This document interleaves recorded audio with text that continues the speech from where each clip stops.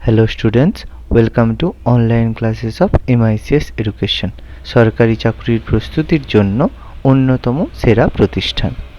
এখানে আপনারা WBCS, railway, PSC, SSC, school service commission, defence এবং অন্যান্য যে কোনো ধরনের রাজ্য সরকারের এবং কেন্দ্রীয় সরকারের চাকরির জন্য প্রস্তুতি নিতে পারেন ইংরেজি এবং বাংলা উভয় মাধ্যমেই। অভিজ্ঞ শিক্ষকের দ্বারা প্রশিক্ষণ দেওয়া হয়। এছাড়া প্রতি সপ্তাহে অনলাইন মক টেস্ট এবং প্রতি মাসে মাসিক মক টেস্টের মাধ্যমে আমরা ছাত্রদের সার্বিক মূল্যায়ন করে থাকি। এছাড়া সমস্ত ক্লাসের স্টাডি মেটেরিয়াল আমরা স্টুডেন্টদের পিডিএফ হিসেবেও প্রোভাইড করে থাকি। সমস্ত লাইভ ক্লাসের রেকর্ডিং দেওয়া হয়। তাহলে আজকেই যোগাযোগ করুন আমাদের সাথে নিচে দেওয়া নাম্বারগুলিতে এবং সরকারি চাকরির প্রস্তুতির জন্য নিজেকে আরেক ধাপ এগিয়ে নিয়ে যান। ধন্যবাদ। পড়ছিলাম ফাইন্যান্সিয়াল মার্কেট সম্পর্কে। ফাইন্যান্সিয়াল মার্কেট করতে গিয়ে আমরা প্রথমে দেখেছিলাম যে ফাইন্যান্সিয়াল মার্কেটের মধ্যে তিন ধরনের মার্কেট হয়ে থাকে। এটা হচ্ছে মানি মার্কেট, ফরেন মার্কেট এবং ক্যাপিটাল মার্কেট। তার মধ্যে আমরা মানি মার্কেট সম্পর্কে টোটাল ডিসকাস করেছি যে মানি মার্কেটের মধ্যে কোন কোন ইনস্ট্রুমেন্ট হয়ে থাকে, কি কি হয়ে থাকে সেগুলো সম্পর্কে পড়েছি। Organized money market, unorganized money market পড়েছি। আনঅর্গানাইজড মানি মার্কেটের মধ্যে চিট ফান্ড, নিধিজ, মানি লেন্ডার এগুলো পড়েছি, কোন কোন জায়গায় দেখা যায় সম্পর্কে পড়েছি। কিছু নিজস্ব ব্যাংক, ইন্ডিজিনাস ব্যাংক সম্পর্কে পড়েছি। মানি লেন্ডার কারা হয়, তার মধ্যে কিছু হয় পেশাদারি, যারা বংশ পরম্পরা এটাকে পেশা হিসাবে নিয়ে থাকে, পেশাদারি অপেশাদারি। অর্গানাইজড মানি মার্কেটের মধ্যে আমরা ডিসকাস করেছি তলবি টাকার বাজার, ট্রেজারি বিল যেগুলো হয়, বাণিজ্যিক বিল, মিউচুয়াল ফান্ড, এগুলো সম্পর্কে আমরা টোটাল ডিসকাস আগে করেছি। যেটা আমাদের দুটো ক্লাস হয়েছিল, সেকেন্ড ক্লাসে আমরা এগুলো সম্পর্কে ডিসকাস করেছি। সেখানে আমরা লাস্টের দিকে repo rate, reverse repo rate, SLR এগুলো পড়েছি। লাস্ট অব্দি আমরা মিউচুয়াল ফান্ড সম্পর্কে পড়েছি এবং তার প্রসেস গুলো সম্পর্কেও দেখেছি। আজকে আমরা যেটা ডিসকাস করবো সেটা হচ্ছে ক্যাপিটাল মার্কেট বা মূলধনের বাজার। একটা খুব ইম্পর্টেন্ট জায়গা সম্পর্কে আমরা ডিসকাস করব, ক্যাপিটাল মার্কেট বা মূলধনের বাজার। ক্যাপিটাল মার্কেট অর্থাৎ যেটা ব্রড সেন্সে বা বৃহৎ সেন্সে টাকা ধার দিয়ে থাকে সেটাকে আমরা বলবো মূলধনের বাজার। তার মধ্যে প্রথম হচ্ছে দেখো গভর্নমেন্ট সিকিউরিটি। সরকার কি করে, বিভিন্ন জায়গায় অর্থ সংগ্রহের জন্য কি করে, বিভিন্ন সিকিউরিটি বিক্রি করে। সিকিউরিটি বিক্রি করলে তা তখন তুমি গভর্নমেন্ট সিকিউরিটি হলে তুমি সরকারকে তোমার টাকা তুমি ধার দিতে পারো, যেহেতু গভর্নমেন্ট সিকিউরিটি রয়েছে। এইভাবে গভর্নমেন্ট কি করে, টাকা কালেক্ট করে, মূলধন তৈরি করে। ইন্ডাস্ট্রিয়াল সিকিউরিটি, যখন তুমি কোনো কোম্পানি বা যে কোনো ইন্ডাস্ট্রির সাথে যুক্ত তাদেরকেও তুমি সিকিউরিটি বিক্রি করতে পারো। টিসিএস, রিলায়েন্স এদেরকেও তুমি টাকা ধার দিতে পারো। কিছু উন্নয়নকারী আর্থিক প্রতিষ্ঠান, ডেভেলপমেন্ট ফাইন্যান্সিয়াল ইনস্টিটিউশন যেগুলো রয়েছে, যেমন আইআরডিবি, আমাদের আইসিআইসিআই, যেসব বিভিন্ন উন্নয়নকারী আর্থিক প্রতিষ্ঠান রয়েছে, তারাও প্রচুর পরিমাণে অর্থ কালেক্ট করে।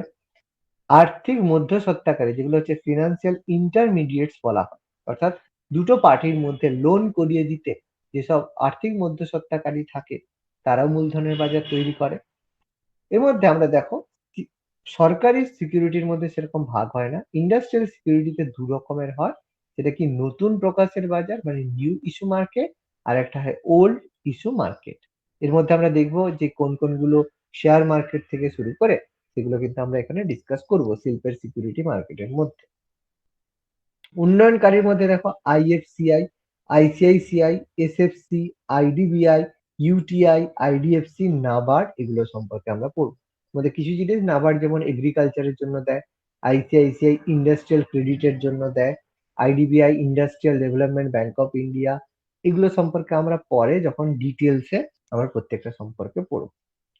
আর্থিক মধ্যস্বত্বকারীর মধ্যে থাকে যেমন আমাদের বাণিজ্যিক ব্যাংক, মার্চেন্ট যেসব ব্যাংকিং থাকে, এসবিআই বলো, আমাদের এখন পিএনবি বলো, যেসব ব্যাংক রয়েছে সেগুলো আমাদের বাণিজ্যিক ব্যাংক বা মার্চেন্ট ব্যাংক। তারা কি করে, আমাদের কাছ থেকে টাকা কালেক্ট করে তারা বিভিন্ন সংস্থাকে সে টাকা দিয়ে থাকে মানি মার্কেটে।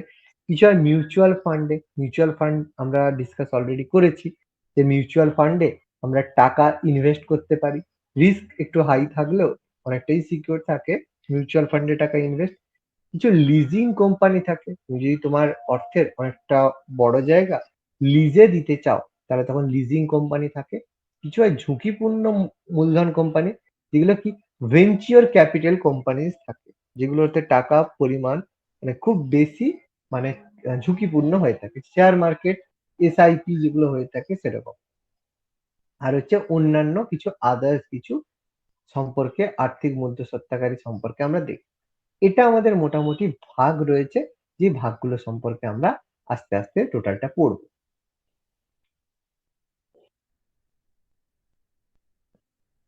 এবার আমরা যেটা নিয়ে ডিসকাস করব সেটা হচ্ছে মূলধনের বাজারে, মূলধনের বাজার বা ক্যাপিটাল মার্কেটের মূল বৈশিষ্ট্য হলো যে, প্রধান যে বৈশিষ্ট্য, যে ক্যাপিটাল মার্কেটের মূল বৈশিষ্ট্য হলো এখানে সময়সীমা 1 বছরের বেশি হয়ে থাকে। আমরা বলেছিলাম মানি মার্কেটের মধ্যে সমস্ত কিছু 1 বছরের মধ্যে হয়। এই যেটা বললো মূল্য মানে মুদ্রার বাজার বা মানি মার্কেট 1 বছরের কম সময় হয়। কিন্তু ক্যাপিটাল মার্কেটের যেটা প্রধান বৈশিষ্ট্য, ক্যাপিটাল মার্কেট বা মূলধনের বাজারের যেটা প্রধান বৈশিষ্ট্য কি, সময়সীমা 1 বছরের বেশি হয়ে থাকে। 1 বছরের বেশি সময় মূলধন মার্কেটে আমরা ইনভেস্ট করতে পারি। এর মধ্যে এগুলো জিনিসগুলো সম্পর্কে আমরা এবার ডিসকাস করব। প্রথম হচ্ছে গভর্নমেন্ট বা সরকারি সিকিউরিটি। গভর্নমেন্ট আর কিছু গভর্নমেন্ট যেগুলো হয়, যেগুলো হচ্ছে গিল্ড এজ সিকিউরিটি মার্কেট আমরা দেখতে পাই গভর্নমেন্টে।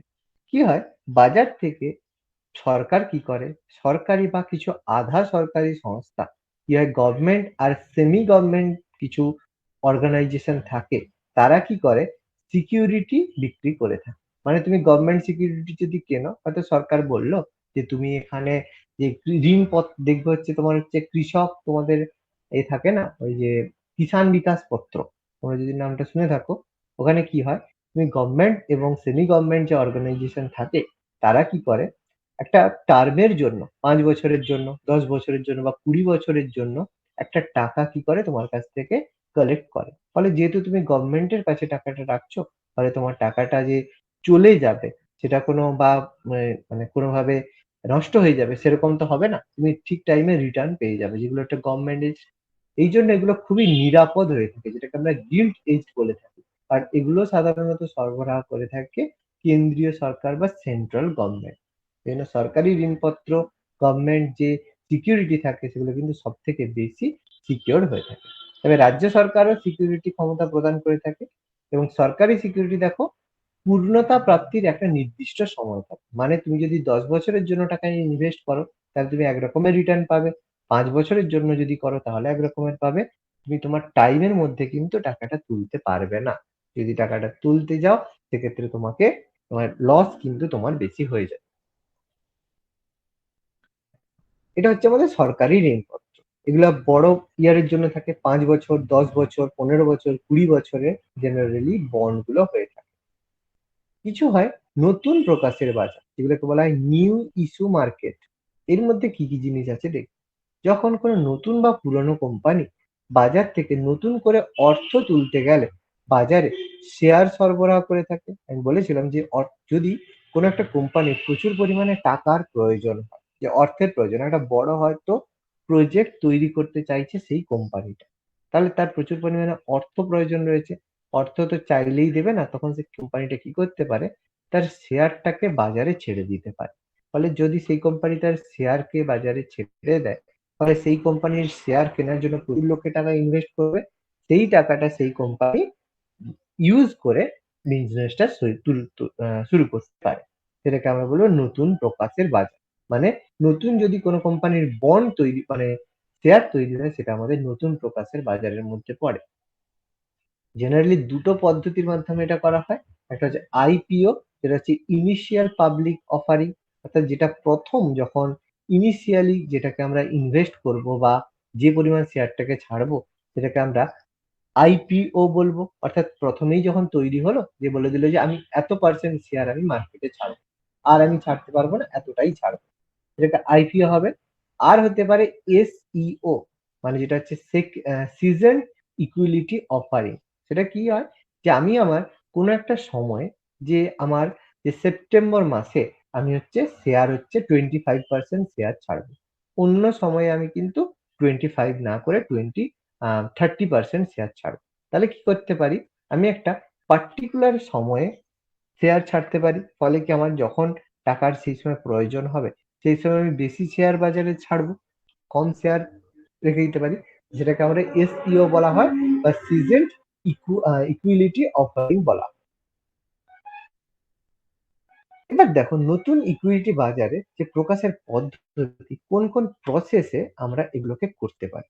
তার মধ্যে প্রসেসের মধ্যে দেখো প্রথম কি করতে পারি, জনগণের দ্বারা প্রচারিত দলিলের দ্বারা, মানে যেগুলো হচ্ছে পাবলিক ইস্যু থ্রু প্রসপেক্টাস, আমরা এরকম শেয়ারের এটা বাজারে ছাড়লাম, তখন কি হলো বিভিন্ন পাবলিক এসে কি করলো আমাদের শেয়ার গুলোকে কিনলো।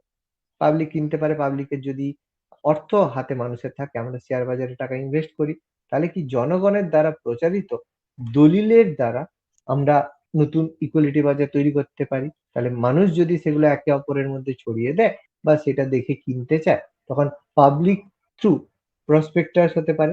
বিক্রির জন্য আবেদন, আমি কি করলাম, বিভিন্ন পেপারে অ্যাড দিলাম, পেপারে অ্যাড দিয়ে বললাম যে এই আমাদের কোম্পানি রয়েছে আমুল, আমি একটা তার শেয়ার আমরা বিক্রি করছি, আপনারা যদি কিনতে ইচ্ছুক হন তাহলে যোগাযোগ করতে পারেন, এরকম। তাহলে কি বিক্রির জন্য আবেদনের দ্বারা করতে পারি। সিকিউরিটি প্রদর্শনের দ্বারা, সিকিউরিটি প্রদর্শন বলতে কি, ব্যক্তিগত প্রদর্শন বা স্টক এক্সচেঞ্জের প্রদর্শন দ্বারা আমি কি করলাম, আমার যে আয় ব্যয় যেটা হয়ে থাকে বা আমাদের কোন কোন জায়গায় কি কি রয়েছে, মানে কি কি কোন কোন বিজনেস আমরা কাজ করছি, কোন কোম্পানি থেকে কতটা কি প্রফিট হচ্ছে, সেটা যদি আমরা পাবলিক ফোরামে বা সকলের কাছে তুলে ধরি, তাহলে আমার কোম্পানির শেয়ার কেনার জন্য লোকেরা আলাদা করে ইন্টারেস্টেড হবে। সেটাকে বলে সিকিউরিটি প্রদর্শনের দ্বারা। ব্যক্তিগত প্রদর্শন বা স্টক এক্সচেঞ্জের দ্বারাও করতে পারি। অধিকার প্রবেশের দ্বারা কিছু হয়, রাইট ইস্যু, যে রাইট ইস্যুর মাধ্যমে যদি কোনো কোম্পানি তার আইনত অধিকার থাকে, তাহলে সে নতুন ভাবে কোনো একটা কোম্পানি ইনভেস্ট করতে পারে। যে সাপোজ টাটা, ব্যাংকিং এ তো ব্যাংকের ক্ষেত্রে তো টাটা এখনো ব্যাংক সেভাবে নিয়ে আসেনি।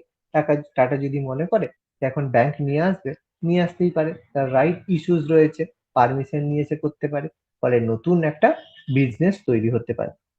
বোনাস শেয়ারের প্রকাশের দ্বারা, ইস্যু অফ বোনাস শেয়ার, যদি বেশি পরিমাণে বোনাস শেয়ার আমরা করতে থাকি, ফলে মানুষের মধ্যে যারা কাজ করছে তাদের মধ্যে একটা ইন্টারেস্ট তৈরি হবে এবং নতুন বিজনেস, যদি অর্থ মানুষের হাতে বেশি যায়, তখন মানুষ কি করবে, বেশি ক্যাপিটাল ফর্মেশন করবে, ফলে নতুন বাজারের পদ্ধতি তৈরি হবে।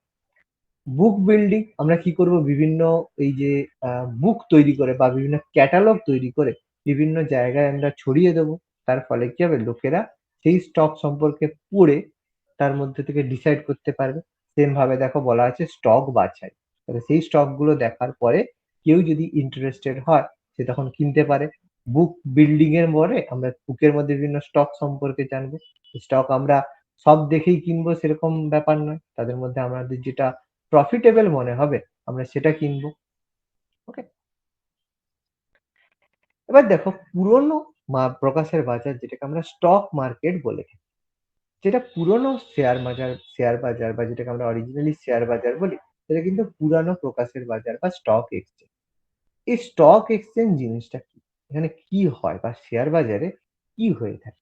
শেয়ার বাজারে কি হয়, পুরনো শেয়ার বা স্টক একটি নির্দিষ্ট জায়গায় কেনা বেচা হয় বলে একে বলা হয় পুরনো প্রকাশের বাজার বা স্টক এক্সচেঞ্জ। মানে স্টক এক্সচেঞ্জ মানে কোনো একটা ব্যক্তির একটি অংশ যেটা ভারতে গঠিত হয়েছে সিকিউরিটি লেনদেন কাজে সাহায্য বা নিয়ন্ত্রণ করার জন্য। এই সংস্থা গঠিত হয় 1956 সালে সিকিউরিটি কন্ট্রাক্ট আইনের দ্বারা।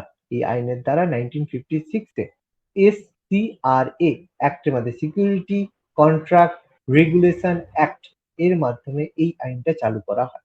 অর্থাৎ স্টক এক্সচেঞ্জ সেটাই হবে যে ভারতের মধ্যে যদি কোনো একটা আমি বিজনেস শুরু করলাম, সেই বিজনেসটা যদি বড়ভাবে এক্সপ্যান্ড করে, তখন আমার পক্ষে টোটাল বিজনেসটায় ইনভেস্ট করা বা এত রিস্ক নেওয়া আমার পক্ষে সম্ভব নয়। কারণ প্রচুর পরিমাণে 1 টাকা 2 টাকার ব্যাপার নয় তো, কয়েক লক্ষ কোটি টাকার বিজনেসের ব্যাপার। ফলে সেই জায়গায় একজন সিঙ্গেল হ্যান্ডেড, মানে যদি মালিক হয়ে থাকে, তার যদি লস হয়ে থাকে, প্রচুর বেশি লস হবে, তখন সে কি করতে পারে, তার কি নিজে যাতে লস না হয় সেই কথা সে চিন্তা ভাবনা করবে। কিন্তু যদি মাল্টিপারপাস কোম্পানি হয়, মাল্টি ন্যাশনাল কোম্পানি হয়, তারা কি করবে, বিভিন্ন রকমের মানে বিভিন্ন মালিক থাকার ফলে তাদের মধ্যে কি হবে, যে লস হলেও লসটা সবার মধ্যে কম বেশি হবে, ফলে তারা পরে আবার ইনভেস্ট করতেও কিন্তু উদ্যোগী হতে পারে। কিন্তু একজনের যদি লস হয় সে কিন্তু পরে আর ইনভেস্ট করতে চাইবে না। এর মধ্যে একটা কথা আছে, সেটা হচ্ছে ইনসাইডার ট্রেডিং। তোমরা যদি সেই স্ক্যাম 1992টা দেখো, সেখানে দেখবে ইনসাইডার ট্রেডিং বলে একটা কথা বলা হয়েছে, যেটা এই স্টক মার্কেটের সাথে যুক্ত। মানে কোনো কোম্পানির গোপন তথ্য দিয়ে যদি ওই কোম্পানির কেউ স্টক মার্কেটের শেয়ার কেনা বেচা করে, তখন তাকে বলা হয় ইনসাইডার ট্রেডিং। মানে কি, যে সাপোজ কোনো একটা কোম্পানির স্টকের দাম কখনো বাড়তেও পারে, কখনো কমতেও পারে, ডিপেন্ড করছে, বাড়তেও পারে, কমতেও পারে। তাহলে যদি এবার তুমি যখন সেই কোম্পানির একটা স্টক বা কোনো একটা জিনিস কিনবে, তার একটা ভ্যালু থাকবে। সাপোজ 5 টাকার তুমি একটা স্টক কিনলে, স্টক কেনার পরে সেই কোম্পানিটা যদি লাভ করে, 10 টাকা লাভ করে, তুমি তার পার্সেন্টেজ তুমি সেখান থেকে পাবে। যদি কোম্পানিটা লস করে, তাহলে তুমি সেখান থেকে তোমারও কিন্তু লস হবে। এবার যদি আমি এটা প্রেডিক্ট করি, বা যারা বিজনেসটা করছে তারা যদি জানে যে ইচ্ছে করে কোম্পানির যে প্রচুর লোককে দেখালো যে এখন আমাদের শেয়ারের দাম প্রচুর রয়েছে, তাহলে অনেক লোক সেই কোম্পানির শেয়ার বা স্টক কিনে নিল। হঠাৎ করে কি হলো, কোম্পানিকে একদিনে শাট ডাউন করে দেওয়া হলো। ফলে ফট করে কি হবে, পরের দিন সেই কোম্পানির শেয়ারের দাম পড়ে যাবে। ফলে সেই কোম্পানির প্রচুর লস হলেও কি হবে, যেহেতু শেয়ার মার্কেটে বা অনেক লোকেরা টাকা ইনভেস্ট করছিল, তাদের কিন্তু অনেক টাকা লস হবে। ফলে যারা সেখানে ওই স্টকটা সেই তার আগে বিক্রি করে দিয়েছিল, তাদের লাভ হয়ে যাবে। এইভাবে কিন্তু প্রচুর টাকা তৈরি হয়। অর্থাৎ কোম্পানির শেয়ারের যে ভ্যালুটা হবে, সেটা আগে থেকে যদি কেউ ম্যানিপুলেট করে থাকে, তাহলে সেটাকে আমরা ইনসাইডার ট্রেডিং বলে থাকি। ওকে। ভারতে দেখো, সব থেকে পুরনো স্টক এক্সচেঞ্জ হচ্ছে বোম্বে স্টক এক্সচেঞ্জ। ভারতে সবচেয়ে পুরনো প্রথম যে স্টক এক্সচেঞ্জ তৈরি হয়েছিল, সেটা হচ্ছে বোম্বে স্টক এক্সচেঞ্জ, যেটাকে বলা হয় বিএসই। খুব গুরুত্বপূর্ণ।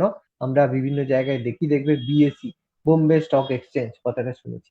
এটা কি, ভারতের সবচেয়ে পুরনো স্টক এক্সচেঞ্জ। ইন্ডিয়ার সব থেকে পুরনো স্টক এক্সচেঞ্জ হচ্ছে বোম্বে স্টক এক্সচেঞ্জ, বিএসই।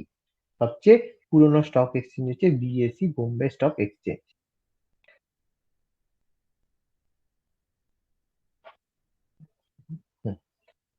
1875-এ 1875 সালে, অর্থাৎ ভারত স্বাধীন হওয়ার আগে 1875-এ কি হলো, দেশীয় শেয়ার এবং শেয়ার দালালের সংস্থা, যেটাকে Nifty share and share bankers association বলা হয়, এই সংস্থা এরা কি করলো, প্রথম মুম্বাইতে একটা স্টক এক্সচেঞ্জ তৈরি করে, যেটাই আমাদের বোম্বে স্টক এক্সচেঞ্জ নামে পরিচিত। 1875-এ দেশের কিছু শেয়ার এবং শেয়ার দালাল সংস্থা, এরা কি করে, এই সংস্থাটাকে তৈরি করেছিল ট্রেডিং এর জন্য। Native share native share and share brokers association. এবং এরপর ধীরে ধীরে এগুলোকে বাড়ানো হয় ভারতের বিভিন্ন প্রান্তে। এবার ভারত স্বাধীন হওয়ার পরে 1992 সালে ভারতে প্রথম জাতীয় স্টক এক্সচেঞ্জ তৈরি করা হয়। অর্থাৎ ইন্ডিয়াতে ভারতের জাতীয় স্টক এক্সচেঞ্জ তৈরি করা হয়। তো ইন্ডিয়াতে একটা স্টক এক্সচেঞ্জ তৈরি করা হয়, সেইটা আমাদের হচ্ছে এনএসই বা ন্যাশনাল স্টক এক্সচেঞ্জ নামে পরিচিত। খুব গুরুত্বপূর্ণ। বোম্বে স্টক এক্সচেঞ্জ আর ন্যাশনাল স্টক এক্সচেঞ্জ দুটো কিন্তু আলাদা জিনিস। বোম্বে স্টক এক্সচেঞ্জ কিন্তু ভারতের সবচেয়ে পুরনো স্টক এক্সচেঞ্জ, কিন্তু জাতীয় স্টক এক্সচেঞ্জ এনএসই, যেটা 1992-তে তৈরি হয়েছিল মুম্বাইতে, এবং কার্যাবলী শুরু করেছিল 1994-এ। দুটো কিন্তু আলাদা স্টক এক্সচেঞ্জ। প্রত্যেক জায়গা থেকে বিভিন্ন কোম্পানির শেয়ার কেনা বেচা হয়ে থাকে। এবং মনে রাখবে, ভারতের বৃহত্তম স্টক এক্সচেঞ্জ মার্কেট হলো এনইসি, তারপর সেকেন্ডে রয়েছে বিএসসি। বিএসসি সবচেয়ে পুরনো এবং দ্বিতীয়, ফার্স্ট কিন্তু নয়, এ কিন্তু দ্বিতীয় স্টক এক্সচেঞ্জ হচ্ছে বোম্বে স্টক এক্সচেঞ্জ বড়, আর সবচেয়ে বড় হচ্ছে জাতীয় স্টক এক্সচেঞ্জ। এবং যেটা আমরা সবসময় দেখে থাকি, যে সেন্সেক্স কমে গেছে, নিফটি হয়ে গেছে, এই সেন্সেক্স নিফটি কথাটা আমরা কিন্তু প্রায়ই বিভিন্ন জায়গায় শুনতে পাই, যে সেন্সেক্স এটা হয়ে গেছে, সেন্সেক্স এত পয়েন্ট পড়ে গেছে, তার মানে ইন্ডিয়ার এখন হচ্ছে তার মানে প্রচুর পরিমাণ লোকের লস হয়ে গেছে। এটা কিন্তু আমরা বলে থাকি, কিন্তু অরিজিনালি জানি না যে what is Sensex, what is Nifty. এই যে বোম্বে স্টক এক্সচেঞ্জের কথা বললাম, তার যে সূচক, তার যে ইন্ডিসেস, অর্থাৎ যেটা দিয়ে আমরা কোম্পানিটা লাভ করছে না লস লস করছে, যেটা আমরা বুঝতে পারি যে বোম্বে স্টক এক্সচেঞ্জের সূচক বা ইন্ডেক্সকে বলা হয় সেন্সেক্স, আর জাতীয় স্টক এক্সচেঞ্জ যেটা এনএসি রয়েছে তার সূচককে বলা হয় নিফটি। খুব ভালো করে মনে রাখবে যে বিএসসি বোম্বে স্টক এক্সচেঞ্জের সূচককে বলা হয় সেন্সেক্স, আর ন্যাশনাল স্টক এক্সচেঞ্জ বা জাতীয় স্টক এক্সচেঞ্জের সূত্রকে বলা হয় নিফটি। এন মনে রাখা যাবে, ন্যাশনাল নিফটি, বোম্বে সেন্সেক্স, এটা কিন্তু আমাদের মনে রাখতে হবে। তাহলে আমরা এবার থেকে সেন্সেক্স আর নিফটি যখন দেখব তখন আমরা বুঝতে পারবো জিনিসটা কি রয়েছে। বৃহত্তম national stock exchange, second largest Bombay stock exchange, সবচেয়ে oldest Bombay stock exchange. Bombay stock এক্সচেঞ্জের মূল সূচককে বলা হয় সেন্সেক্স, আর ন্যাশনাল স্টক এক্সচেঞ্জের মূল সূচককে বলা হয় নিফটি। ওকে, প্রত্যেকে কিন্তু ভালো করে খেয়াল করবে, এগুলো কিন্তু প্রচুর আমাদের পরীক্ষাতে এই পয়েন্টগুলো এসে থাকে।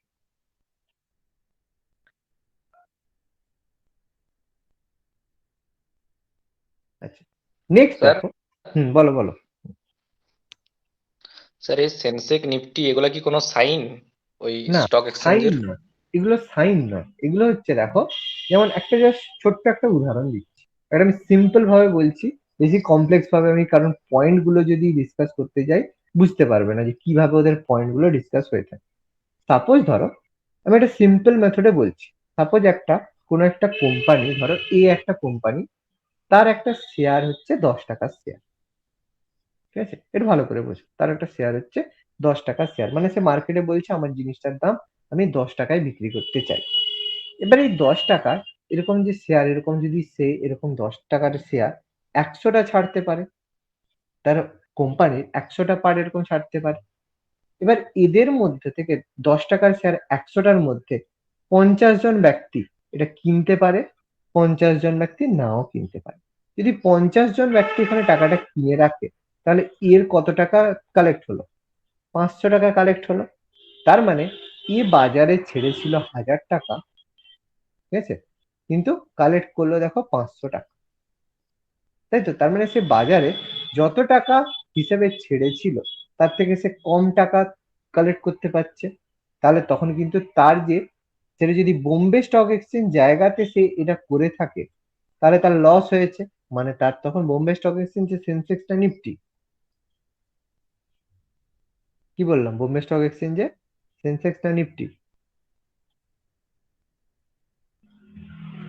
যা, এও মন দিয়ে শুনুন, বোম্বে স্টক এক্সচেঞ্জে সেন্সেক্স রয়েছে, তাহলে অ্যাকর্ডিং টু দিস তার সেন্সেক্স তখন ফল করবে। এবার সেই কোম্পানিটা পরের দিন, তার প্রথম দিন তার এটা ফল করলো, পরের দিন সেই কোম্পানিটা বললো যে আমি, কোম্পানিটা 10 টাকার শেয়ার 100টা ছেড়েছি। তখন পরের দিন কোম্পানি কি করলো, তার প্রাইসটাকে 10 টাকার জায়গায় সে বললো আমার কোম্পানি তো বেশি কিনেছে, তাহলে আমি এখন 40 টাকা করে দিলাম। তাহলে সে কি করলো, প্রাইসটাকে বাড়িয়ে দিল। তাহলে তার কাছে এখন এক্সপেক্টেড কত টাকা সে তুলতে পারে? 4000 টাকা তুলতে পারে। কিন্তু কিনলো তখন, যেহেতু দাম বেড়ে গেছে, তখন আর 50 জন না কিনে পরের দিন কিনলো কতজন? 20 জন কিনলো। তাহলে যখন 20 জন কিনলো 100 টাকা করে, 10 টাকার জিনিস সে যখন 40 টাকা করে করলো, তার এক্সপেক্টেড 4000 টাকা, কিন্তু সে অরিজিনাল তার স্টকের ভ্যালু কত? 1000 টাকা স্টকের ভ্যালু। কালেক্ট হয়েছে কত দেখো? 800 টাকা দেখো স্টক হয়েছে। তো এখানে এখানে লস হবে। তবে যেন 30 জন কিনেছে, সাপোজ ধরো 400 টাকা যখন সে 40 টাকা করে স্টক করলো, 30 জন কিনেছে, তার মানে দেখো 1200 টাকা সে কিন্তু কোম্পানি কিন্তু কালেক্ট করতে পারলো।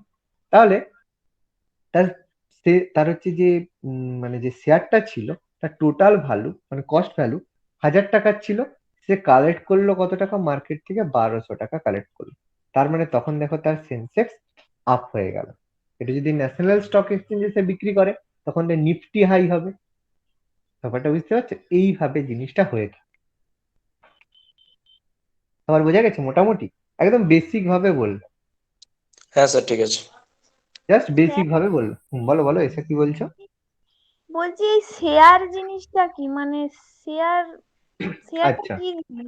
ওকে ওকে ওকে, বুঝতে পারছি। আমি একটু অন্যভাবে বলে দিচ্ছি। দেখো, শেয়ার ব্যাপারটা হচ্ছে, সাপোজ ধরো একটা কোম্পানি আছে টিসিএস, ঠিক আছে, কোম্পানি একটা টিসিএস একটা কোম্পানি রয়েছে। টিসিএস তো একটা কাজ করে না। টিসিএস এর মানে আমাদের ফোন রয়েছে, গাড়ি রয়েছে, প্রচুর এক্সেট্রা এক্সেট্রা কোম্পানি রয়েছে। এরকম অনেকগুলো টিসিএস এর কাজ রয়েছে। এবার এই টিসিএস এর কাজের মধ্যে এ একটা কোম্পানি রয়েছে, টিসিএস একটা কিন্তু পুরো গ্রুপ, এটা গ্রুপের এ একটা কোম্পানি রয়েছে, বি একটা কোম্পানি রয়েছে, সি একটা কোম্পানি রয়েছে, ডি একটা কোম্পানি রয়েছে। এবার এ কোম্পানিটা টিসিএস বলছে যে আমি পুরোটার মালিকানা বা পুরোটা রিস্ক আমার পক্ষে নেওয়া সম্ভব নয়, কারণ পুরোটার যদি টাকার কথা আমি ভাবতে যাই প্রচুর পরিমাণে টাকা। সে কি করলো, আমি এই 4টে কোম্পানির মধ্যে 2টো কোম্পানিকে আমি বিক্রি করে দেব। কিন্তু কিভাবে বিক্রি করব? পুরো অংশ বিক্রি করব না, এর মধ্যে এর মালিকানায়, মানে এই ডি কোম্পানিটাকে চালাতে যদি আমার 100 টাকা খরচ হয়, তার মধ্যে আমি কোম্পানিটার পিছনে 20 টাকা খরচ করব, বাকি 80 টাকা পাবলিক ইনভেস্ট করুক। সেই 80 টাকা 10 জনেও করতে পারে, 500 জনেও করতে পারে, 80 জনেও 1 টাকা 1 টাকা করেও দিতে পারে, কেউ 5 টাকা কেউ 10 টাকা এভাবেও দিতে পারে। তাহলে এই 100 টাকার কোম্পানিটা যদি কোনো একটা একদিন বিজনেস করে 1000 টাকা হয়ে যায়, সাপোজ সে লাভ করে কোম্পানিটার ভ্যালু 1000 টাকা হয়ে গেল, হতেই পারে কোনো একটা কোম্পানির সেদিনের সেল প্রচুর হয়ে গেছে, তাহলে 1000 টাকা যদি লাভ হয়ে যায়, যে 20 টাকা টিসিএস ইনভেস্ট করছিল সে তখন 1000 টাকার মধ্যে থেকে 200 টাকা লাভ সে পেয়ে যাবে। যে 80 টাকা যারা ইনভেস্ট করছিল তারা 800 টাকা পাবে। এবার তার মধ্যে যদি আরো বেশি লোক ইনভেস্ট করে থাকে, তারা যে যা নিজের শেয়ার পেয়ে যাবে।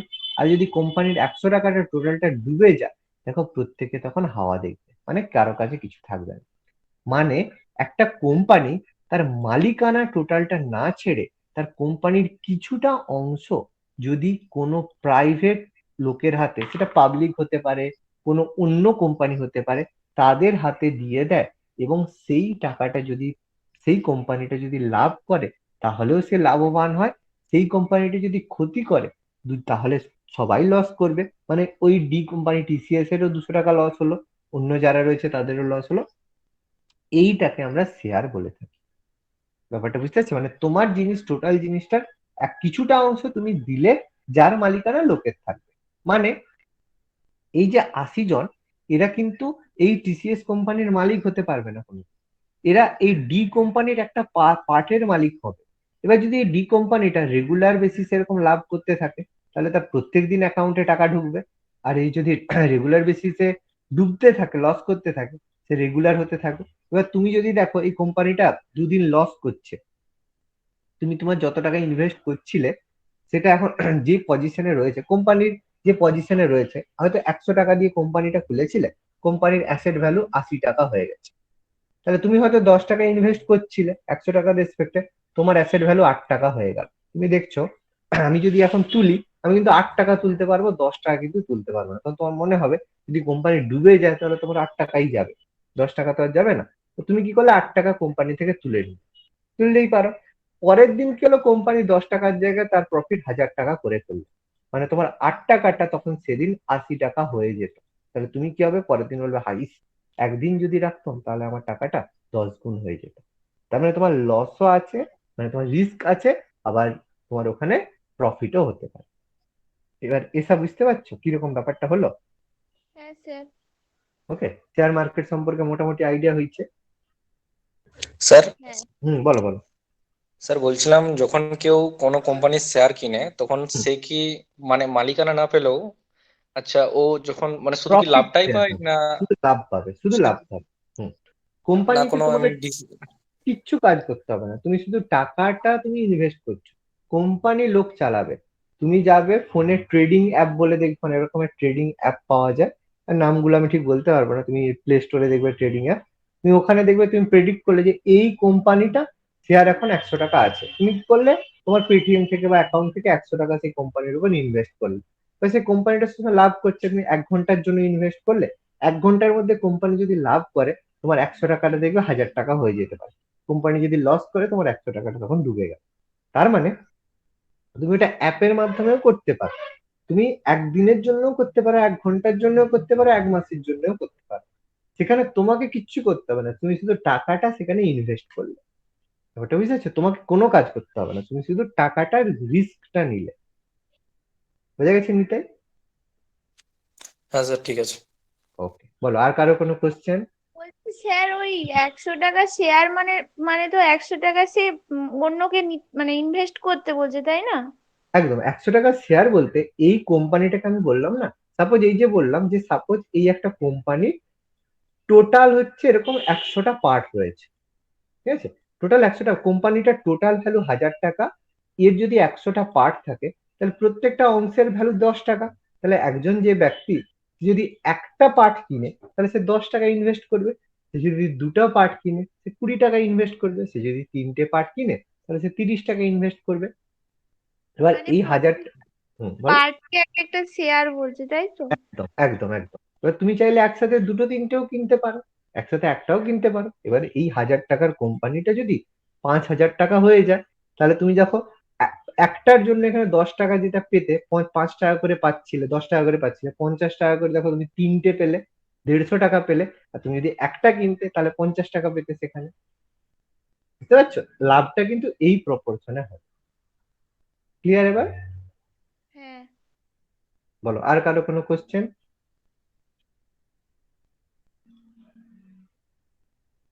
আচ্ছা, এবার দেখো বোম্বে স্টক এক্সচেঞ্জে নতুন দুটি শেয়ার সূচক চালু করা হয়েছে। সেগুলো কি কি? মোট 200টা এরকম কোম্পানি রয়েছে যারা কি করে, যার মধ্যে 85টা কোম্পানি বিশেষ ক্যাটাগরির মধ্যে রয়েছে। এর মধ্যে 85টা কোম্পানি রয়েছে যাদের স্পেসিফিক লিস্ট এর মধ্যে ইনক্লুড করা রয়েছে। মানে 85টা কেন করা হয়েছে? তারা হচ্ছে রেপুটেড কোম্পানি। যেসব কোম্পানি এ ক্যাটাগরি, রেপুটেড যেসব কোম্পানি রয়েছে, সেরকম 200টা কোম্পানির মধ্যে 85টা কোম্পানি এ ক্যাটাগরিতে রাখা হয়েছে, মানে একদম ভালো কোয়ালিটি। তার মধ্যে যাদের একটু অর্থের মানে টাকার পরিমাণ কম রয়েছে, সেরকম বাকি 115টাকে আমরা বি ক্যাটাগরি, যেগুলোকে নন স্পেসিফাইড লিস্ট বি এর মধ্যে রাখছি। মানে তোমার যদি বলবে যে তুমি যদি হচ্ছে 1000 টাকার টিকিট কাটো তাহলে ফার্স্ট রোতে বসবে, 500 টাকার টিকিট কাটলে সেকেন্ড রোতে বসবে, সেরকম ক্যাটাগরি করা হয়েছে।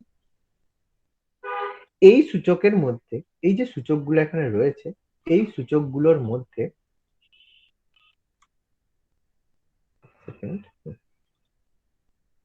এই সূচকগুলির মধ্যে 21টা রয়েছে যেগুলো হচ্ছে সরকারি ক্ষেত্র, অর্থাৎ যেই জায়গাগুলোকে বলা হয় পাবলিক সেক্টর আন্ডারটেকিং।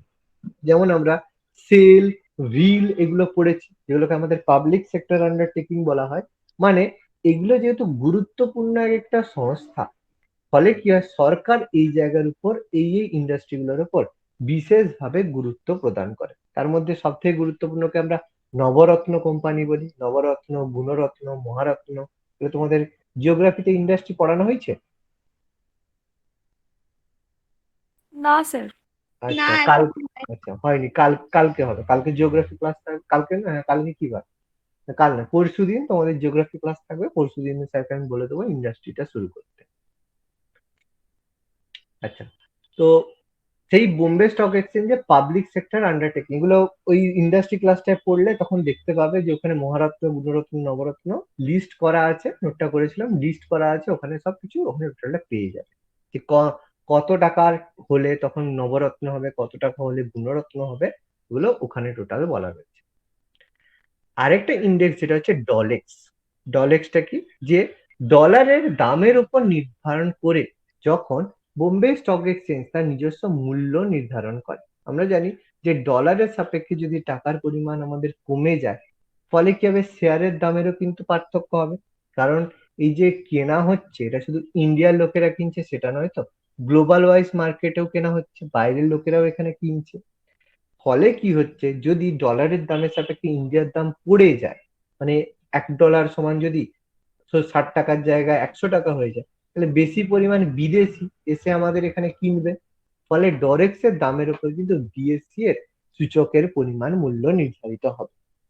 1998 সালের 28শে জুলাই কি হয়? 28শে জুলাই যে ন্যাশনাল স্টক এক্সচেঞ্জ 50, যে 50 টাকার যে শেয়ার গুলো ছাড়তো, এবং ক্রাইসিস 500, এই দুটো শেয়ারের নাম পাল্টে রাখা হয়েছে এস এবং পিসি এনএক্স নিফটি। এগুলো জাস্ট নাম পাল্টে দেওয়া হয়েছে। মানে এনএসসি 50 বলতে ন্যাশনাল স্টক এক্সচেঞ্জে 50 টাকার শেয়ার, ক্রাইসিস 500 বলতে যেসব কোম্পানিগুলো বর্তমানে লসের মধ্যে চলছে, সেরকম 500 টাকার শেয়ার। মানে এগুলো টাকাগুলো কিন্তু এরকমই রাউন্ড ফিগারে হয়, 50 টাকা, 100 টাকা, 200 টাকা, এরকম কিন্তু রাউন্ড ফিগারে জেনারেলি হয়ে থাকে। এবং নিফটিতে দেখো, এই সেন্সেক্স যেরকম বললাম, নিফটিতে 50টা কোম্পানির, নিফটিতে যখন আলোচনা করা হয় যে কতগুলো কোম্পানি, নিফটিতে 50টা কোম্পানির দামের উঠাপড়া নির্দেশ করা হয়। নিফটিতে জেনারেলি 50টা কোম্পানি হয়, যেখানে Bombay stock exchange BSE, Bombay stock এক্সচেঞ্জের 30টা কোম্পানির দাম উঠাপড়া করা হয়, নিয়ে আলোচনা করা হয়। ন্যাশনাল স্টক এক্সচেঞ্জে 50টা কোম্পানি আর বোম্বে স্টক এক্সচেঞ্জে 30টা কোম্পানির দামের ওপর আলোচনা করা হয় এবং এরই ভিত্তিতে সেন্সেক্স নির্ধারিত হয়ে থাকে।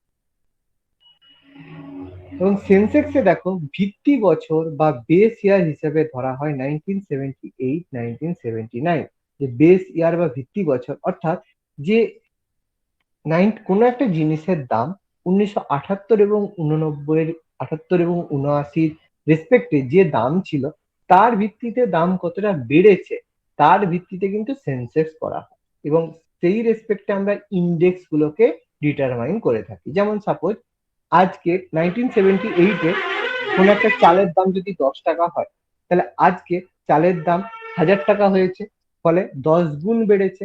তার মানে সেন্সেক্স অনুযায়ী সেই পয়েন্ট হয়ে গেল 10 পয়েন্ট ইনক্রিজ করেছে।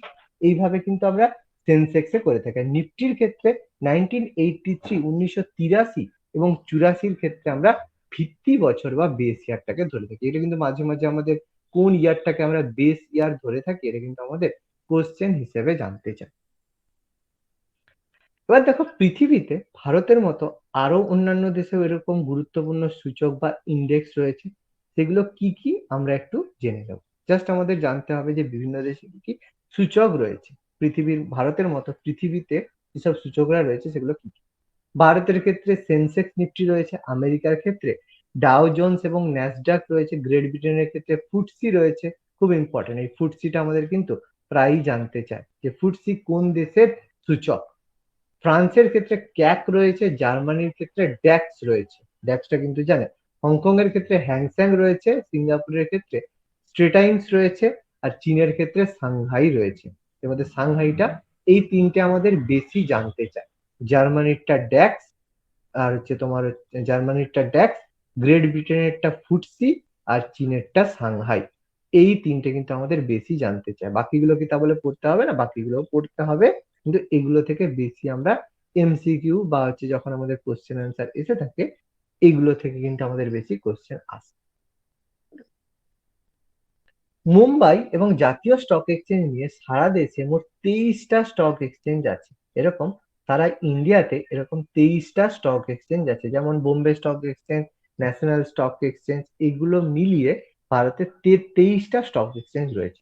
সবচেয়ে বড় বললাম জাতীয় stock exchange, national stock exchange, second largest Bombay stock exchange. এইরকম ভাবে 23টা স্টক এক্সচেঞ্জ রয়েছে এবং প্রত্যেকটা স্টক এক্সচেঞ্জকে কিন্তু সেবি, যে একটা সংস্থা রয়েছে, সেই সেবির অনুমোদন নেওয়া কিন্তু বাধ্যতামূলক। অর্থাৎ সেবি যদি পারমিশন না দেয় তাহলে কিন্তু তারা স্টক এক্সচেঞ্জ তৈরি করতে পারবে না। এই ইন্স্যুরেন্স কোম্পানি যেগুলো হয়ে থাকে সেগুলোকে কিন্তু সেবি অনুমোদন দিয়ে থাকে। যেমন ব্যাংকের ক্ষেত্রে আরবিআই অনুমোদন দেয়, সেরকম স্টক এক্সচেঞ্জ ইন্স্যুরেন্সের ক্ষেত্রে সেবি অনুমোদিত দিয়ে থাকে। এই স্টক এক্সচেঞ্জ গুলো কোথায় কোথায় রয়েছে? কানপুরে রয়েছে ইউপি স্টক এক্সচেঞ্জ, কোয়েম্বাটুরে রয়েছে কোয়েম্বাটুর স্টক এক্সচেঞ্জ, মিরাটে মিরাট স্টক এক্সচেঞ্জ, মুম্বাইতে রয়েছে over the counter stock exchange, মুম্বাইতে আরেকটা রয়েছে মুম্বাই স্টক এক্সচেঞ্জ, যেটা বোম্বে স্টক এক্সচেঞ্জ বলা হয়। আর হচ্ছে ভদোদরাতে ভদোদরা স্টক এক্সচেঞ্জ, মুম্বাইতে জাতীয় ন্যাশনাল স্টক এক্সচেঞ্জ রয়েছে, আহমেদাবাদে আহমেদাবাদ স্টক এক্সচেঞ্জ, ব্যাঙ্গালোরে ব্যাঙ্গালোর স্টক এক্সচেঞ্জ, ভুবনেশ্বরে কলকাতাতে রয়েছে, কোচিনে রয়েছে, দিল্লিতে রয়েছে, গুয়াহাটিতে রয়েছে, হায়দ্রাবাদে রয়েছে, জয়পুরে রয়েছে, কানাডাতে ম্যাঙ্গালোরে রয়েছে কানাডা স্টক এক্সচেঞ্জ। এটা আমাদের যেহেতু অন্য নাম, একটু মনে রাখার চেষ্টা করবে। কানাডা স্টক এক্সচেঞ্জ কোথায় রয়েছে? লুধিয়ানাতে রয়েছে, চেন্নাইতে রয়েছে। এটা আমাদের জানে এমপি স্টক এক্সচেঞ্জ, মধ্যপ্রদেশের যে এমপি স্টক এক্সচেঞ্জ কোন শহরে রয়েছে, এটা কিন্তু আমাদের জানতে চায়। মগধ স্টক এক্সচেঞ্জ কোন শহরে রয়েছে? পাটনাতে রয়েছে। পুনে স্টক এক্সচেঞ্জ পুনেতে রয়েছে। ক্যাপিটাল স্টক এক্সচেঞ্জ কেরালা রয়েছে তিরুবনন্তপুরমে। যেগুলো জাস্ট মার্কিং করলাম, যেহেতু এগুলোর নামের সাথে আমাদের এ ম্যাচিং করছে না, সেই জন্য এগুলো কিন্তু আমাদের জাস্ট একটু মনে রাখতে হবে। যখন এমসিকিউ আমরা করতে যাব তখন কিন্তু আমাদের এগুলো মনে রাখতে হবে। এবং পৃথিবীতে প্রথম স্টক এক্সচেঞ্জ তৈরি হয়েছিল জার্মানির ফ্র্যাঙ্কফুটে। জার্মানির ফ্র্যাঙ্কফুটে প্রথমবার তৈরি হয়েছিল পৃথিবীর প্রথম স্টক এক্সচেঞ্জ। পৃথিবীতে প্রথমবার স্টক এক্সচেঞ্জ তৈরি হয়েছিল জার্মানির ফ্র্যাঙ্কফুটে। এশিয়ার সবচেয়ে পুরনো স্টক এক্সচেঞ্জ হচ্ছে ভারতের মুম্বাইতে। মুম্বাইতে এশিয়ার সবচেয়ে পুরনো স্টক এক্সচেঞ্জ তৈরি হয়েছে।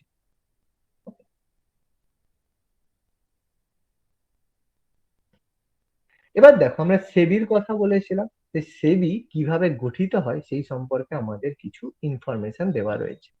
সেবির ফুল ফর্ম হচ্ছে securities and exchange board of India. একটা গুরুত্বপূর্ণ আর্থিক প্রতিষ্ঠান আমাদের রয়েছে। 1988 সালে কি করা হয়? 1988 সালে 12ই এপ্রিল সরকার কি করে? সেবি গঠন করেছিল। 1988 সালের 12ই এপ্রিল গভর্নমেন্ট কি করে সেবি তৈরি করেছিল? এটা একটা নন স্ট্যাটিউটারি বডি হিসেবে তৈরি করা হয়েছে। নন স্ট্যাটিউটারি বডি, যার লক্ষ্য ছিল সিকিউরিটি বাজারে যাতে স্বচ্ছতার সাথে কাজ করে। সিকিউরিটি ট্রান্সপারেন্ট, মানে সিকিউরিটি বাজারের ক্ষেত্রে যে অর্থের ব্যাপার, যাতে প্রত্যেকে অর্থ দেওয়ার ক্ষেত্রে বা অর্থ ডিপোজিটের ক্ষেত্রে স্বাচ্ছন্দ্য বোধ করে, যে লোকের মনের মধ্যে যেন ভয় না থাকে যে আমার টাকাটা ডুবে যাবে। যে সিকিউরিটি মুদ্রার বাজারে সিকিউরিটি বাজার মানে স্বচ্ছতা আনার জন্য সেবি তৈরি করা হয়। সেবিকে বিধিসম্মত বা পারমিশনাইজড করা হয়, যে একদম ন্যাশনালাইজড করা হয় 1992-তে অ্যাক্টের মাধ্যমে। এরপর সেবিকে এক্সট্রা পাওয়ার দেওয়া হয় 1995 সালে সিকিউরিটি ল অ্যামেন্ডমেন্টের মাধ্যমে। সেবির সদস্যদের মধ্যে 6 জন সদস্যদের মধ্যে থাকে একজন চেয়ারম্যান, যাকে মনোনীত করে কেন্দ্রীয় সরকার বা সেন্ট্রাল গভর্নমেন্ট। সেন্ট্রাল গভর্নমেন্ট থেকে মনোনীত একজন প্রার্থী, তিনি কি করেন? সেবির চেয়ারম্যান হিসেবে নিযুক্ত হন। টোটাল মেম্বার থাকে 6 জন, চেয়ারম্যানকে সহ। সেবির হেডকোয়ার্টার রয়েছে মুম্বাইতে। মুম্বাইতে সেবির হেডকোয়ার্টার রয়েছে। আঞ্চলিক দপ্তরগুলো রয়েছে কলকাতা, দিল্লি এবং চেন্নাই। তাহলে সেবির কাজ কি? যারা ইনভেস্ট করবে, বিনিয়োগকারী যারা থাকবে, যারা ইনভেস্টর থাকবে, কোনো একটা টাকার ক্ষেত্রে ইনভেস্টর থাকবে, তাদের স্বার্থ রক্ষা করে মূলধনের বাজারকে নিয়ন্ত্রিত করা, স্টক এক্সচেঞ্জ এবং অন্যান্য সিকিউরিটি বাজারকে নিয়ন্ত্রণ করা। স্টক এক্সচেঞ্জ মানে এই যে বললাম স্টক এক্সচেঞ্জ, আর অন্যান্য সিকিউরিটি বাজার বলতে ইন্স্যুরেন্স সেক্টর বা বিভিন্ন যেগুলো গভর্নমেন্ট অর্গানাইজড ব্যাংকিং রয়েছে, মানে গভর্নমেন্ট ব্যাংকিং ছাড়া গভর্নমেন্ট অর্গানাইজ যেগুলো ফাইন্যান্সিয়াল সেক্টর রয়েছে, তাদেরকে নিয়ন্ত্রণ করা। সিকিউরিটি বাজারে কেউ যদি টাকা নিয়ে অসাধু কারবার করে থাকে, সেগুলো বন্ধ করা। ইনসাইডার ট্রেডিং বন্ধ করা। ইনসাইডার ট্রেডিং এর কথা বললাম, এই মানে স্টকের ভ্যালুকে কন্ট্রোল করা, এটা কিন্তু ইনসাইডার ট্রেডিংটা এখন কিন্তু ইলিগাল করা হয়েছে। যে যখন এই স্ক্যামটা হয়েছিল 1992-তে, তখন কিন্তু ইনসাইডার ট্রেডিং ইলিগাল, তখন কিন্তু সেভাবে ছিল না। এই কারণে জিনিসটা কিন্তু এতটা মানে করতে অনেকটা পেরেছিল, কিন্তু সেভাবে কিন্তু আইনের চোখে পড়েনি। ওকে, কিন্তু 2007 সালে এটাকে যখন এরপরেই এটাকে ইনসাইডার ট্রেডিংটাকে ইলিগাল করে দেওয়া হয়। 2007 সাল থেকে সেবি কি করে? রাজকোটে সৌরাষ্ট্র স্টক এক্সচেঞ্জটাকে বন্ধ করে দেয়। ফলে বর্তমানে 23টার জায়গায় আমাদের এই যে সৌরাষ্ট্র, দেখো এখন আর সৌরাষ্ট্রটা নেই এখানে, এই জন্য লিস্টে দেখো সৌরাষ্ট্র স্টক এক্সচেঞ্জ নেই। আর হচ্ছে 1996-এ প্রথম শেয়ার জমা দেওয়া, ফার্স্ট শেয়ার ডিপোজিটারি সিদ্ধান্ত নেওয়া হয়, যেটা হচ্ছে জাতীয় সিকিউরিটি জমা limited, NSDL, national securities depository limited. এই সংস্থাটা কি করে? প্রথমবার ন্যাশনাল সিকিউরিটিজ ডিপোজিটারি লিমিটেড, জাতীয় সিকিউরিটি জমা লিমিটেড, কি করে? প্রথমবার শেয়ার জমা দেওয়ার সিদ্ধান্ত নেয়। মানে স্টক এক্সচেঞ্জে যে শেয়ারটা যে জমা হবে, সেটা প্রথম সিদ্ধান্ত নিয়েছিল এনএসডিএল সংস্থা। এই এনএসডিএল এর মধ্যে 3টে আর্থিক প্রতিষ্ঠানকে ইনক্লুড করা। তার মধ্যে কি কি? ইউটিআই কে, আইডিবিআই কে এবং ন্যাশনাল স্টক এক্সচেঞ্জ, জাতীয় stock exchange, national stock exchange, এই 3টে আর্থিক প্রতিষ্ঠানকে ইনক্লুড করা হয় এনএসডিএল এর মধ্যে। তবে এই জমাগুলো যেগুলো হয়, সেগুলো কি হয়? কাগজবিহীন লেনদেন, মানে যেগুলোকে হয় পেপারলেস ট্রেডিং। মানে তুমি বললাম না, তুমি একটা ফোনের মাধ্যমে একটা খুললে একটা জায়গায় ইনভেস্ট করলে, এখন তোমার অ্যাকাউন্টেই টাকাটা চলে যাবে। মানে তুমি কিন্তু পেপার দিয়ে বা কাগজ দিয়ে তুমি কিন্তু লেনদেন করছো না, জাস্ট একটা অ্যাপের মাধ্যমে বা ওভার দ্য কল তোমার কিন্তু টোটাল মানে টাকা ইনভেস্ট বলো, প্রফিট আর্ন বলো, হয়ে যাচ্ছে। 1998 ফেব্রুয়ারি মাসে যখন সেকেন্ড ডিপোজিটারি চালু করা হয়, তখন কি করা হয়, এর নাম সিএসডিএল করে দেওয়া হয়। এনএসডিএল থেকে এটা হচ্ছে central depository service India limited, CSDL নামকরণ করে দেওয়া হয়। এবং এই সিএসডিএল তৈরি করার পেছনে গুরুত্বপূর্ণ ভূমিকা গ্রহণ করেছিল কে, বোম্বে স্টক এক্সচেঞ্জ, বিএসই। যে বোম্বে স্টক এক্সচেঞ্জ গুরুত্বপূর্ণ ভূমিকা, bank of India, BOI, bank of India গুরুত্বপূর্ণ, বরোদা ব্যাংক, স্টেট ব্যাংক এবং এইচডিএফসি ব্যাংক সিএসডিএল স্থাপনে তৈরি করেছে। 1998 আগস্ট সিএসডিএল কি হয়, সেবির কাছ থেকে রেজিস্ট্রেশন পায়, মান্যতা পায়। 2007 সেবি কি করে, বিনিয়োগ সংক্রান্ত নীতি, যেটাকে disclosure and investor protection guideline আনে। তার মাধ্যমে কি হয়, যারা বিনিয়োগ করছে, যেসব ব্যক্তি অর্থ বিনিয়োগ করছে, তাদের তাদের যদি অর্থ কোনো কারণে মানে চুরি হয়ে যায় বা ফেল হয়ে যায়, তখন কি ভাবে তারা তাদের আর্থিক নিরাপত্তা সুনিশ্চিত করে, সেই সংক্রান্ত নীতি 2007 তারা পেশ করে। মুম্বাই শেয়ার বাজারকে আধুনিক করার জন্য বর্তমানে এই ব্যবস্থার নাম দেওয়া হয়েছে বোল্ড বিএসি বা অনলাইন ট্রেডিং। এই যে বোল্ড বিএসি অনলাইন ট্রেডিং করা হয়েছে, মানে এখন দেখবে কম্পিউটারের মাধ্যমে বা ফোনের মাধ্যমে আমরা কি করতে পারি, বিভিন্ন জায়গায় ইনভেস্ট করতে পারি। ইনভেস্ট করে সেখান থেকে আমরা প্রফিট তুলতে পারি, যেটা আমাদের খুব ইম্পর্টেন্ট। যে বর্তমানে এই পদ্ধতিটাকে অনলাইন ট্রেডিং বলা হয়। আমি এই কথাটা একটু আগে বলেছিলাম। অ্যাপের মাধ্যমে, প্লে স্টোরের অ্যাপ পাওয়া যায়, অ্যাপের মাধ্যমে আমরা অনলাইন ট্রেডিং করতে পারি। পুরোনো পদ্ধতির নাম ছিল ওপেন আউট ক্রাই পদ্ধতি। মানে তুমি একটা জায়গায় গেলে, সেখানে স্টক কিনলে, পরের দিন সকালে গিয়ে তুমি লিস্ট দেখবে, তুমি যে স্টকটা কিনেছিলে সেটা লস হলো না লাভ হলো, ঠেলাঠেলি করে যেমন রেজাল্ট আউট হয়, সেরকম টাইপের হচ্ছে, তোমাকে গিয়ে দেখতে হবে। তুমি দেখো যদি কোম্পানি লাভ করছে, তাহলে তোমাকে সেই অনুযায়ী চেক কালেক্ট করতে হবে, আর যদি দেখো লস করছে, ব্যাস তুমি ঘর চলে আসবে। কিন্তু এখন কি, তোমার লাভ হলো, সঙ্গে সঙ্গে অ্যাকাউন্টে তোমার ওয়ালেটে টাকা ঢুকে গেল, তারপর তুমি যেরকম নিজের মতো টাইমে সেটাকে তুলতে পারো, অথবা সেই টাকাটা আবার ঘুরে আবার ইনভেস্ট করতে পারো। যেটা 1995 সালে এটাকে চালু করা হয়েছিল, বিএসসি বা বোল্ট, যে বিএসসি অনলাইন ট্রেডিং। 1996 29 জানুয়ারি থেকে কি করা হয়, 1966 খ্রিস্টাব্দের 29 জানুয়ারি দিল্লি স্টক এক্সচেঞ্জ নতুন পদ্ধতি করে তার নামকরণ করে দিল্লি অনলাইন ট্রেডিং সিস্টেম। এবং 1908 সালে যখন কলকাতা স্টক এক্সচেঞ্জ শুরু হয়েছিল, 1908 সালে। এটা, আচ্ছা, কেউ বলতে পারবে, দেখি কার হচ্ছে, একটা হিস্ট্রির কোশ্চেন এটা, 1908 কেন কলকাতা স্টক এক্সচেঞ্জ তৈরি হয়েছিল, কি বলতে পারবে? এটা একটা, তোমাদের এখনো পড়ানো হয়নি, ইন্ডিয়ান ন্যাশনাল মুভমেন্ট। যেটা যদি কারো কোনো আইডিয়া থাকে বলো তো, কেন 1908 কলকাতা স্টক এক্সচেঞ্জ তৈরি করা হয়েছিল, বলতে পারবে? একটু বুদ্ধি লাগালে হয়ে যাবে। কাছাকাছি ঘটনা ভাব, 1908 কাছাকাছি কি হয়েছিল? দিল্লি ষড়যন্ত্র মামলা। তার সাথে অর্থের কি সম্পর্ক?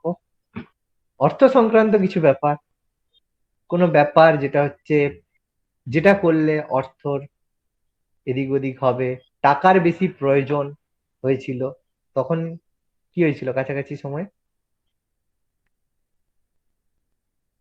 আরে বাবা, 1905 বেঙ্গল সেপারেশন হলো, তারপরে 1914 ফার্স্ট ওয়ার্ল্ড ওয়ার হলো। তাহলে দুটোর প্রত্যেকটা জায়গায় টাকার প্রয়োজন নেই? তার মানে ব্রিটিশরা তখন দেখেছিল যে তাদের হাতে কিন্তু প্রচুর অর্থের প্রয়োজন ছিল। তার মানে যদি স্টক এক্সচেঞ্জ করা হয়, তাহলে লোকে সেখানে, ইনভেস্টাররা সেখানে টাকা জমা দেবে, টাকা যদি জমা দেয় তাদের কাছে টাকা কালেক্ট হবে। এই কারণে কিন্তু এই সময় করা হয়েছে।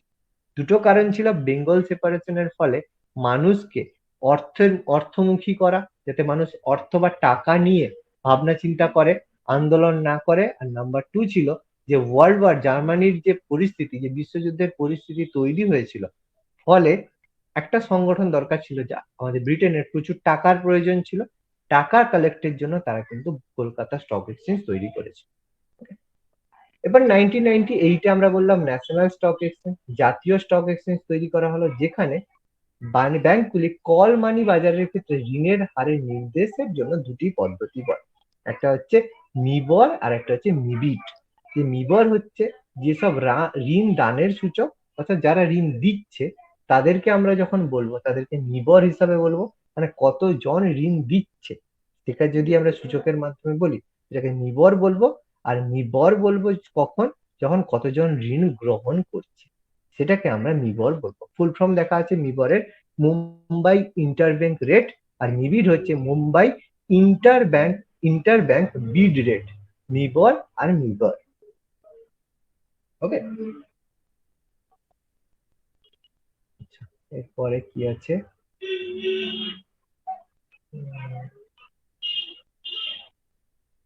কতটা আছে, আচ্ছা এটা বলেছি। এবার দেখো আমাদের যেটা সম্পর্কে একটু আলোচনা করতে হবে সেটা হচ্ছে অর্থের জন্য যে আর্থিক যেসব প্রতিষ্ঠান রয়েছে, উন্নয়নের জন্য যে আর্থিক কিছু প্রতিষ্ঠান রয়েছে, ডেভেলপমেন্ট ফাইন্যান্সিয়াল ইনস্টিটিউশন রয়েছে, সেগুলো সম্পর্কে আমাদের কিছু জানতে হবে। স্বাধীনতার পরবর্তী সময় কি হয়, দেশের উন্নয়নকে ত্বরান্বিত করার জন্য প্রচুর আর্থিক সংস্থা গঠিত হয়েছিল। এই সংস্থাগুলোর মূল উদ্দেশ্য ছিল যে উন্নয়নের জন্য অর্থের মানে পরিমাণ নিশ্চিত করা, অর্থাৎ লোকে যাতে প্রচুর পরিমাণে অর্থ লোকের হাতে আসে সেইগুলো কিন্তু দেখা উদ্দেশ্য। এই জন্য এবং মূলধনের বাজারে দ্রুত স্বচ্ছতা আনার জন্য, যাতে লোকে অর্থ দিতে মানে কুণ্ঠিত বোধ না করে, এবং অর্থের লেনদেনকে সহজ করার জন্য কিছু সংস্থা তৈরি করেছিল। এগুলো হচ্ছে IFCI, ICICI bank, SFC, IDBI, UTI, IDFC, NABARD, LIC. আমরা জানি life insurance corporation of India state ব্যাংকের সাথে একই বছরে তৈরি করা হয়েছে। আর্থিক মধ্যস্বত্বকারী যেগুলো ফিনান্সিয়াল ইন্টারমিডিয়েটস আছে, আমি একটু আগেই বলেছিলাম ফিনান্সিয়াল ইন্টারমিডিয়েটস, যেগুলো কি জেনারেলি এগুলো ছাড়া কিছু পদ্ধতি ছাড়াও কিছু সংস্থা রয়েছে যারা কি করে মূলধনের বাজারে গুরুত্বপূর্ণ ভূমিকা পালন করে। তার মধ্যে প্রথম যেটা হচ্ছে আমাদের বাণিজ্য ব্যাংক বা কমার্শিয়াল ব্যাংক, যেগুলোকে আমরা মার্চেন্ট ব্যাংক বলে থাকি। বাণিজ্য ব্যাংক যেগুলো আমরা বাণিজ্যিক ব্যাংক, বাণিজ্য পারপাসে আমাদের ব্যাংক, যেসব ব্যাংক ঋণ দিয়ে থাকে। মার্চেন্ট ব্যাংক কি, যেসব ব্যাংক সাধারণ মানুষের চেয়ে মূলত যেসব কাজ করে বিভিন্ন প্রতিষ্ঠানের সাথে, যেসব ফার্ম বিভিন্ন জায়গায় ইনভেস্ট করে বা বাণিজ্য করে, সেই বাণিজ্যিক ব্যাংক। লোন দিয়ে থাকে আইসিআইসিআই ব্যাংক, এরা কি করে যে বিশেষ দক্ষতার সাথে যেসব বিদেশি বাণিজ্য রয়েছে, ফাইন্যান্সিয়াল ফরেন ট্রেডের জন্য এবং শিল্পের জন্য অর্থ সাহায্যের জন্য, ইন্ডাস্ট্রিয়াল ফাইন্যান্সের জন্য এই বাণিজ্যিক ব্যাংকগুলো কাজ করে। তার মধ্যে মোস্ট ইম্পর্টেন্ট আমাদের আইসিআইসিআই ব্যাংক বাণিজ্যিক ব্যাংকের মধ্যে পড়ে।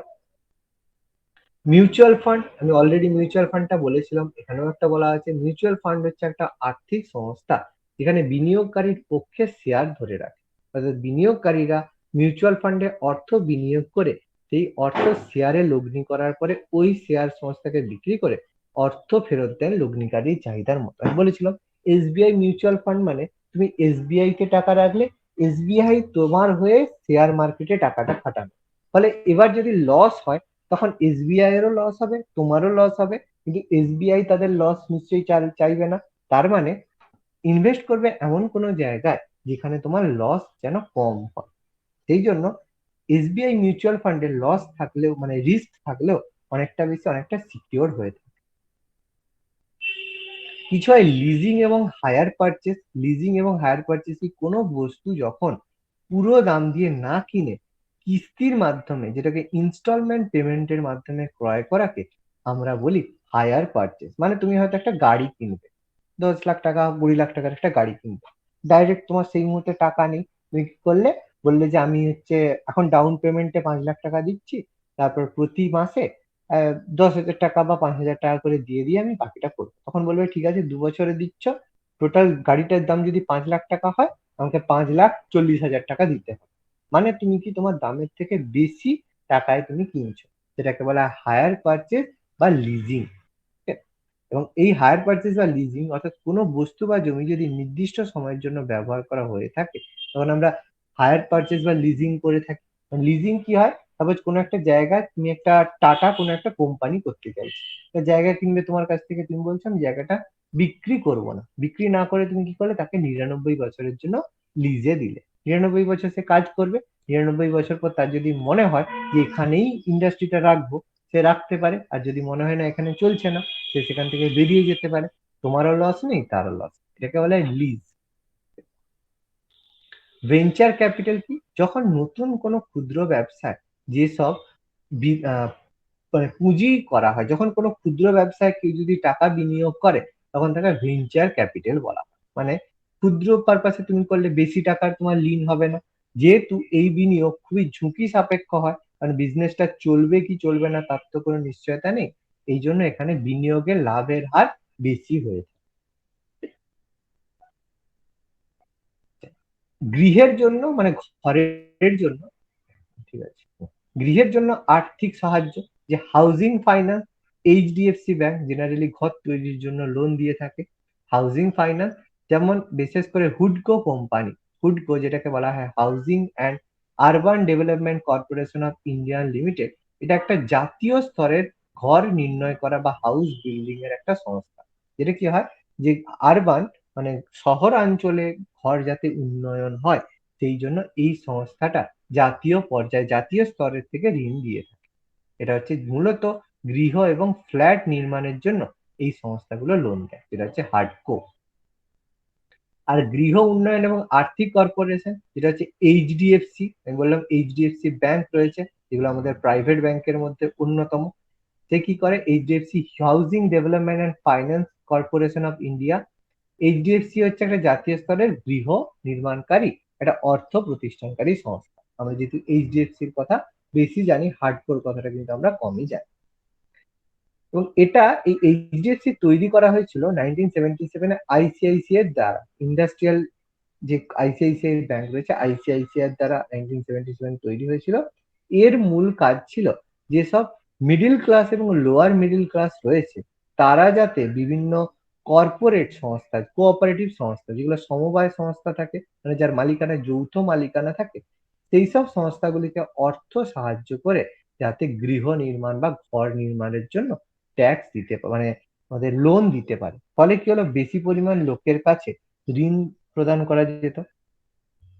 জাতীয় গৃহ ব্যাংক, যেটা হচ্ছে এনডিবি বলা হয়, ন্যাশনাল হাউজিং ব্যাংক। এখন এটা কি করে, আমাদের হচ্ছে যে রিজার্ভ ব্যাংকের সহযোগী হিসাবে, সাবসিডারি ব্যাংক হিসাবে, সহযোগী ব্যাংক হিসাবে কাজ করে এনডিবি।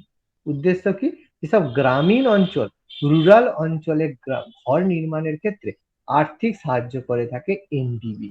তাহলে দুটো প্রতিষ্ঠান, হাডকো কি করে থাকে, শহরাঞ্চলে ঘর নির্মাণের জন্য দিয়ে থাকে, এবং এনডিবি কি করে, গ্রামাঞ্চলে ঘর নির্মাণের জন্য এই সংস্থাটা লোন দিয়ে থাকে। ওকে,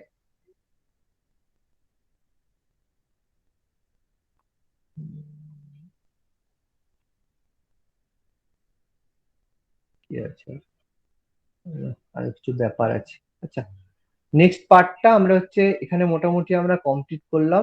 নন ব্যাংকিং ফাইন্যান্সিয়াল ইনস্টিটিউট একটা রয়েছে, অব্যাংকিং প্রতিষ্ঠান রয়েছে, এটা আমি পরের দিন শুরু করব। এর সাথে সাথে আমরা পরের দিন reserve bank of India RBI কিভাবে কাজ করে থাকে সেটা আমরা এর সাথে ইনক্লুড করে নেবো। এটা হয়তো ক্লাসের মাঝামাঝি সময় এটা শেষ হয়ে যাবে, আমরা এরপরে আমরা আরবিআইটা এর সাথে আমরা শুরু করব। সেম টপিকের মধ্যেই চলবে, অসুবিধা নেই। এটা আমি আজকে টোটাল পিডিএফটা আমি আজকে দিয়ে দেবো। পরের দিন আমরা মানে এই লাস্ট পার্টটা করব এবং তার সাথে সাথে আরবিআইটা আমরা করব। ওকে, ধন্যবাদ ভিডিওটি দেখার জন্য।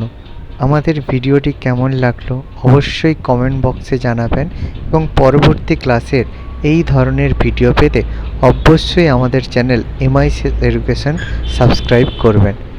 ধন্যবাদ।